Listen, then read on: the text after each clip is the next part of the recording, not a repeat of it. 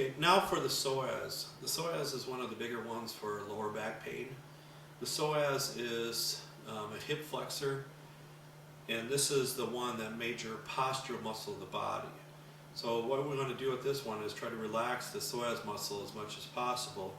And this is kind of a last option too. If somebody has lower back pains or groin problems, we're going to go after this muscle, but usually it's not the most comfortable kind of technique. So that's why you're going to maybe after the second or third treatment, then you can introduce this. But if they're just willing to try anything, they can try out the psoas area. And the problem with the psoas is sometimes people get bruised just because they're using a little bit deeper pressure in the abdominal region. So that's why I warn about the possible bruising with this then. But what we're going to do is we're going to find the ASIS, anterior superior iliac spine, and we're going to find the rectus abdominis. And if you don't know where the rectus abdominis is, you just have them do a little crunch. So when you do a little crunch, you can feel that muscle kind of sticking up. And you never want to go above the navel. So this here is off limits then with anything with the psoas. So what we're going to do is we're going to find the iliac crest here, and we're going to, the navel, go straight over. And with this one, you can kind of rotate your fingers. You're going to go hand on top of hand, just pushing your fingers down to this area.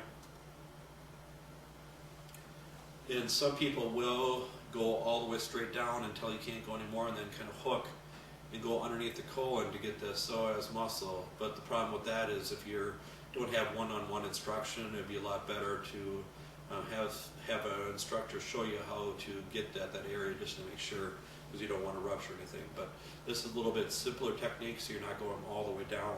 So you're just affecting it still. You're just kind of rocking straight down this area. Or you can have them just do a deep breath. When they do a deep breath, and then when they breathe out, just go a little bit deeper and just again communicate with them.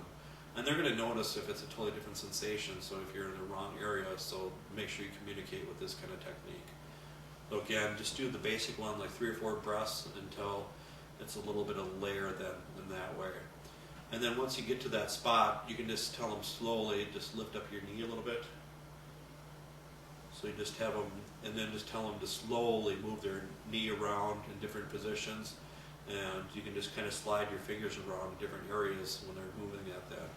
So again, it's just different options for that.